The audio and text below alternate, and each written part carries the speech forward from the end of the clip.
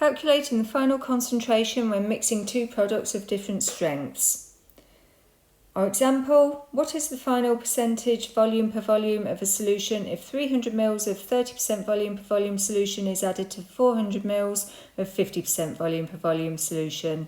And we're being asked to calculate this to 2 decimal places. There will be 2 methods, but I'm going to put them into 2 separate videos because it's a little bit too complicated to do in one. So let's examine what happens when we mix 2 solutions. So I'm going to call the 300 ml of 30% solution A, and I'm going to call the 400 ml of 50% solution B, and we'll call our final solution FS, final solution. So in our final solution, we have an amount of active ingredient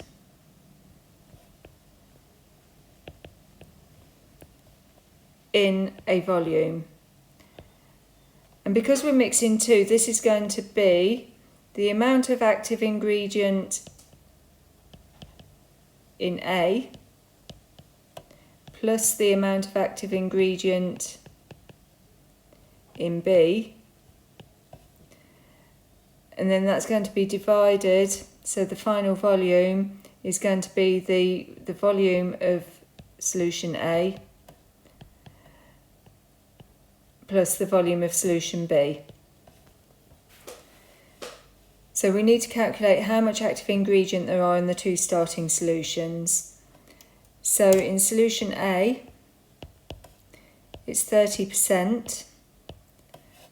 Good time to remind ourselves what volume per volume means, and it's the number of mils in 100 mils.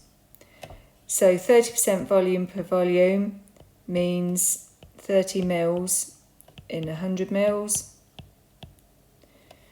We have 300 mils, so therefore it's 30 times 3 equals 90 mils of the active ingredient, because it's a liquid active ingredient. In solution B, this is 50%, i.e. there are 50 mils in every 100 mils. We have 400 mils of this, so it's 4 by 50 equals 200 mils of active ingredient. So therefore in our final product we have 290 mils of active ingredient. Volume A is 300, volume B is 400, so we have 290 mils of active ingredient in 700 mils of product.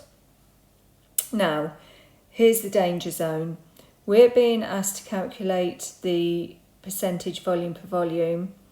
It is not 290 divided by 700, because percentage volume per volume is the mils in 100 mils. So our final strength is actually 290 divided by 7, which is 41.43%. Now, if you forget to take into account the fact that the strength is per 100 mils, you're going to be out by a factor of 100. But this is where applying a common sense check really comes in to stop you from making these silly errors in the exam. If we look at the 2 strengths of the starting products, they're 30% and 50%. So quite clearly 41.43% when you're mixing those 2 strengths in fairly similar volumes kind of makes sense. Whereas if you were to come out with an answer of say 0.41%, if you were applying a reality check, you'd soon come to the conclusion that that is wrong.